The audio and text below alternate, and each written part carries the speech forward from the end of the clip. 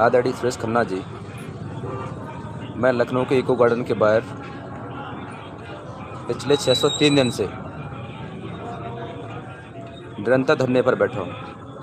साथ ही साथ हमारे 5 साथी क्रमिक रूप से पिछले 40 दिन से भूख हड़ताल पर बैठे हैं। आदरणीय संसदीय कार्य मंत्री सुरेश खन्ना जी जब सदन में विधानसभा में आपसे जल नियम 56 के तहत सपा के 2 एमएलए आदरणीय आर.एल. वर्मा जी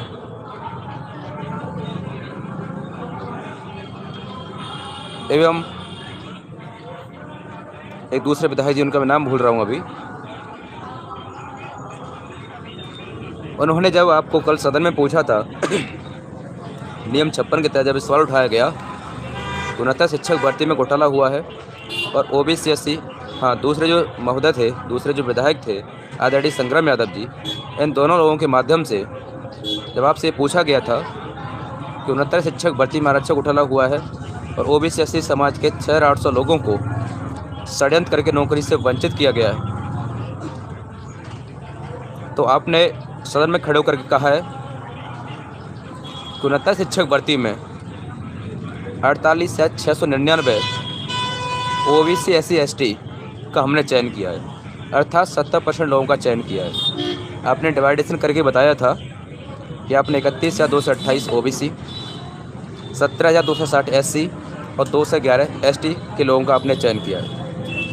आदरणीय सुरेश खन्ना जी, उसके बाद आपने बताया कि इस भर्ती में कोई घोटाला नहीं हुआ है, ये लोग अनावश्यक बहस करना चाहते हैं। साथ ही साथ आपने स्टार्टिंग की थी आदरणीय सुरेश खन्ना जी कि राष्ट्रीय पिछड़ा वर्ग आयोग की जहाँ तक बात है, आपने कहा तक हम उस पर रिकंसिडर कर रहे हैं। आदरणीय सुरेश खन्ना जी, कम से कम आप सदन में खड़े होकर झूठ बोलना बंद कर दीजिए, क्योंकि 29 अप्रैल 2021 को जो रिपोर्ट आई थी, ये राष्ट्रीय पिछड़ा वर्ग आयोग की रिपोर्ट है। राष्ट्रीय पिछड़ा वर्ग आयोग NCVC/07/10/10/2020। आदरणीय सुरेश खन्ना जी, इस आयोग की जो रिपोर्ट है 29 अप्रैल 2021 की, इस रिपोर्ट के निष्कर्ष में लिखा हुआ है, उल्लेखनीय है कि किसी तथ्य के संबंध में कोई भी पक्ष इस अंतिम रिपोर्ट में संशोधन चाहता है अथवा तथ्य को संशोधित कराना चाहता है, तब उनको 15 दिवसों का अंतिम अवसर प्रदान किया जाता है। यदि किसी भी पक्ष द्वारा दिए गए समय में आयोग को तथ्य सहित संपर्क नहीं किया जाता, तब उस स्थिति में 15 दिवसों के पश्चात उक्त रिपोर्ट को अंतिम समझा जाएगा तथा किसी भी पक्ष को सुनवाई का अन्य मौका न देकर समस्त पक्षों की सहमति समझी जाएगी। ये जो आयोग की रिपोर्ट है, उसका निष्कर्ष है, आयोग ने 29 अप्रैल 2021 को अपनी जो रिपोर्ट सौंपी थी आपकी इस घोटालेबाज सरकार को, तब इस रिपोर्ट में आयोग ने खुलासा किया था कि 15 दिन का आप लोगों के पास समय है। अगर किसी भी पक्ष को, चाहे सरकार को चाहे पीड़ित पक्ष को, अगर आपत्ति है तो आप लोग 15 दिन के अंदर आयोग में आइए और अपनी समस्या बताइए। आदरणीय सुरेश खन्ना जी, इससे निंदनीय बात क्या होगी कि आप भरे सदन में झूठ बोल रहे हो। जिस आयोग ने रिपोर्ट में कहा था कि आप लोगों के पास सिर्फ 15 दिन का समय है, आप 15 दिन में जवाब दाखिल कीजिए, लेकिन आपने 15 दिन में कोई जवाब दाखिल नहीं किया, ना कोई आपत्ति की। अगर आपने आपत्ति की है तो आप दिखाइए, पिछले 3 साल से आप क्या कर रहे हैं, आयोग ने आपको क्या बोला है। आप भरे सदन में खड़े होकर झूठ बोलते हो कि आप आयोग से रिकंसिडर कर रहे हैं। क्या कंसिडर कर रहे हैं बताइए अपने। पिछले 29 अप्रैल 2021 से लेकर आज तक आपने क्या किया आयोग में, और आयोग ने, अगर आप आयोग में गए तो उसने क्या बोला आप बता दीजिए। आप भरे सदन में खड़े होकर कह रहे हो कि कोई घोटाला नहीं हुआ है, हमने 70% सीटें आज से वर्ग को दी हैं। आदरणीय सुरेश खन्ना जी, आके खोल के देख लीजिए, यही chief minister office Uttar Pradesh का ट्वीट है, ये 23 दिसंबर 2021 का, जिसमें लिखा है उनहत्तर या सहायक शिक्षक भर्ती में आरक्षण की विसंगति को लेकर आरक्षित वर्ग के अभ्यर्थियों ने यूपी सीएम श्री योगी आदित्यनाथ जी से मुलाकात की। मुख्यमंत्री ने संज्ञान लेते हुए बेसिक शिक्षा विभाग को समस्या के त्वरित एवं न्याय संगत समाधान हेतु निर्देशित किया। ये chief minister office Uttar Pradesh का ट्वीट है। सीएम ऑफिस गवर्नमेंट यूपी का ट्वीट है, गवर्नमेंट ऑफ उत्तर प्रदेश का ट्वीट है और तत्कालीन शिक्षा मंत्री डॉक्टर सतीश द्विवेदी बीजेपी का 23 दिसंबर 2021 का ट्वीट है। आप मुझे ये बता दीजिए, क्या पूरी सरकार में आप अकेले ईमानदार हो, आप अकेले हरीशचंद हो? आप क्या साबित करना चाहते हो? उत्तर प्रदेश के माननीय मुख्यमंत्री ने 23 दिसंबर 2021 को कबूल किया इस भर्ती में घोटाला हुआ है, हम आपको न्याय देना चाहते हैं। आप क्या सिद्ध करना चाहते हो? उत्तर प्रदेश का मुख्यमंत्री झूठा है, झूठ बोलता है? क्या जितने ट्वीट हुए ये सब फर्जी हैं? अगर फर्जी हैं तो आपके माध्यम जितनी सूचनाएं जनता तक दी जाती हैं ट्वीट के माध्यम से, आप घोषित कीजिए कि ये सब फर्जी हैं। उसके बाद अगर ये सब कुछ झूठ है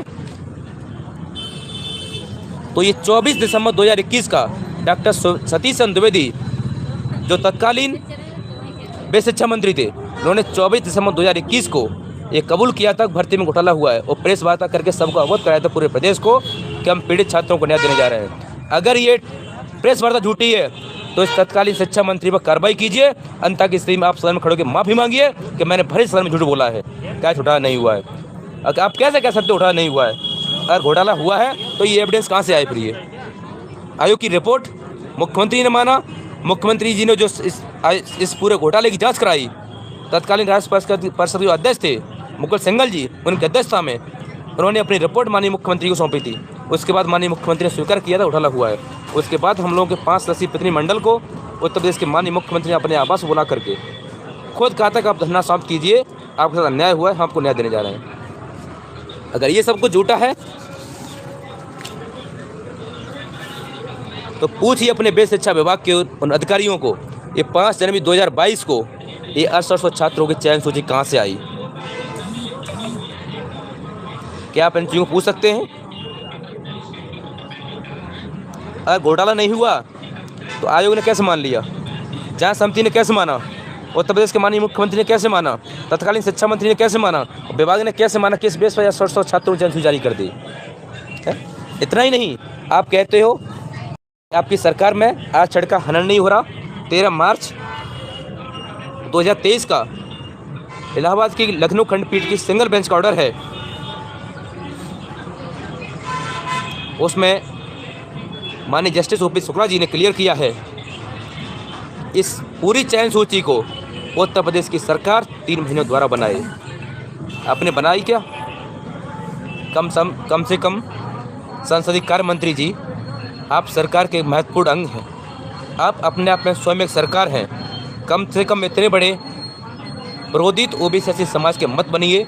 ओबीसी समाज का व्यक्ति तुम्हारे ऊपर एक आलोचनात्मक टिप्पणी करे, हमें मजबूर होना पड़े कि हम आपके ऊपर आलोचनात्मक टिप्पणी करें, आपकी निंदा करें। इस बड़ा एविडेंस आप क्या लेंगे? और मैं आदरणीय संसदीय कार्य मंत्री जी आपसे आग्रहपूर्वक कहना भी चाहता हूं, अगर आपको लगता है कि पिछले 603 दिन से इको गार्डन के बाहर जो ओबीसी समाज के पीड़ित छात्र इस शीतकालीन में ये धरने पर बैठे रहे, पिछले 603 दिन से बैठे हैं, यहाँ ये 5 बहनें अभी भी भूख हड़ताल बैठी हैं, यहाँ जो ये साथी बैठे हैं ये फर्जी हैं, ये बिना पीड़ा के बैठे हैं। अब भेज दीजिए अपने बेटा बेटी को यहाँ करके, तो बिना समस्या लिए यहाँ बैठ जाए।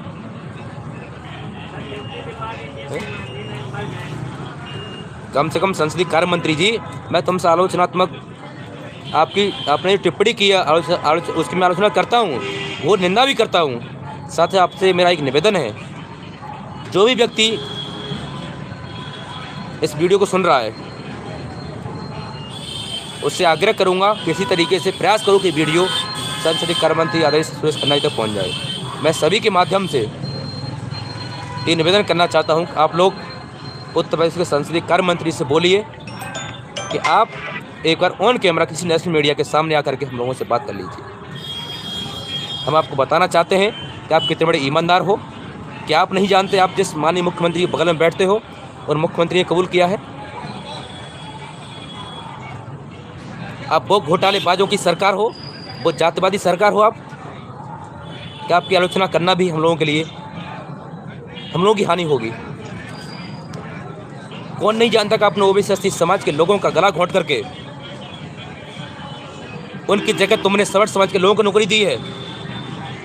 अगर सुरेश खन्ना जी मैं गलत बोल रहा हूँ तो आप किसी नेशनल मीडिया पर उन कमरा बैठ के बात कर लीजिए, आपको मालूम पड़ जाएगा क्या है।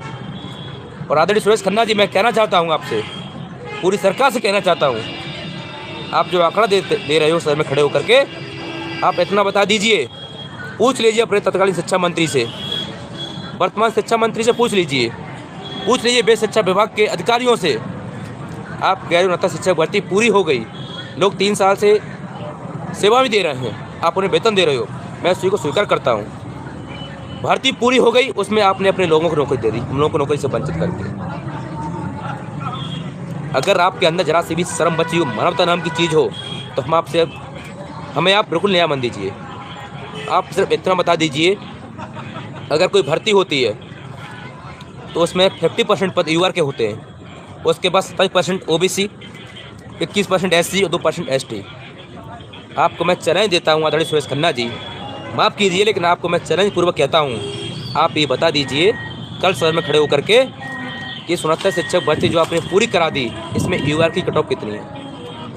आप मौका उठा के बोल देंगे आपने भर्ती पूरी करा दी, जब भर्ती पूरी होगी तब बता दीजिए इसमें यूआर की कट ऑफ क्या है। यूआर के बाद घटते हुए क्रम में ओबीसी की कट ऑफ क्या है, एससी की कट ऑफ क्या है, अब दिखा दीजिए। आप दिखा दीजिए वो चयन सूची, जिस चयन सूची में ये दिखाया गया हो इतने बच्चों का चयन इस गुणांक से लेकर इस गुणांक तक के, और इतने बच्चों का चयन हमने यूआर में किया है, इतने का हमने ओबीसी में किया है, इतने का हमने एससी में किया है। हम आपसे कुछ नहीं मांगते, आप ये दिखा दीजिए आपने इस गुणांक से लेकर के इस गुणांक के बीच में ओबीसी के 18,598 व्यक्तियों का चयन किया है। उसी तरीके से दिखा दीजिए इस गुणांक से लेकर इस गुणांक तक के बच्चों का चयन आपने एससी समाज में किया है। और आदरणीय सुरेश खन्ना जी, आप तक ये बात पहुंच जाए तो मैं आपसे निवेदन करना चाहूँगा, आप किसी नेशनल मीडिया पर आकर के हमारी पीड़ा को सुने, हम आपको तथ्य देंगे। आप ओबीसी एससी विरोधी चेहरा अपने आपको घोषित मत कीजिए। यहाँ धरने पर जितने भी लोग बैठे हैं उनमें आपके प्रति भारी आक्रोश है, भारी रोष है, ये ध्यान रखिए।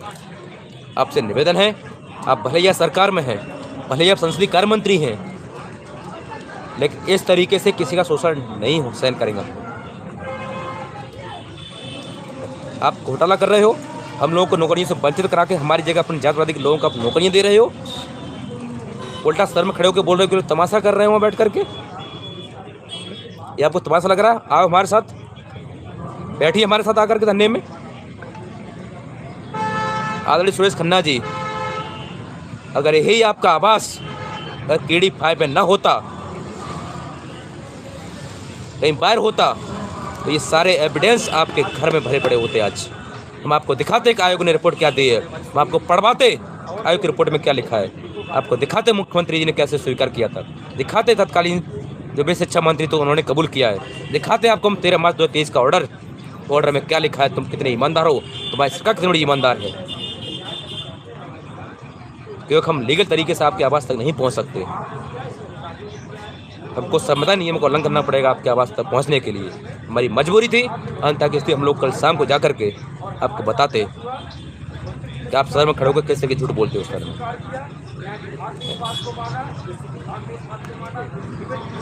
अगर तुमको ये पता है घोटाला नहीं हुआ तो बोलिए अपने मुख्यमंत्री से, बैठा लिए हमारे सामने किसी नेशनल मीडिया पर, आप बैठा लिए अपने मंत्री को। आदरणीय सुरेश खन्ना जी, हम जानते हैं तुम वर्ग विशेष से आते हो, हम ओबीसी समाज से आते हैं। जब उसी सदन में तुम्हारा शिक्षा मंत्री आदरणीय संदीप लोधी जी बड़े सदन में बोलते हैं घोटाला हमने स्वीकार किया है,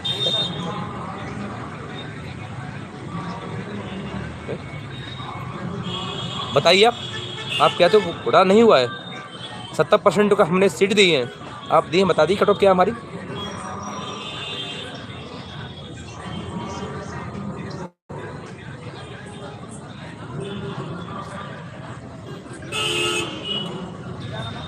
इसलिए आदरणीय सुरेश खन्ना जी, इस तरीके की टिप्पणी भरे सदन मत कीजिए।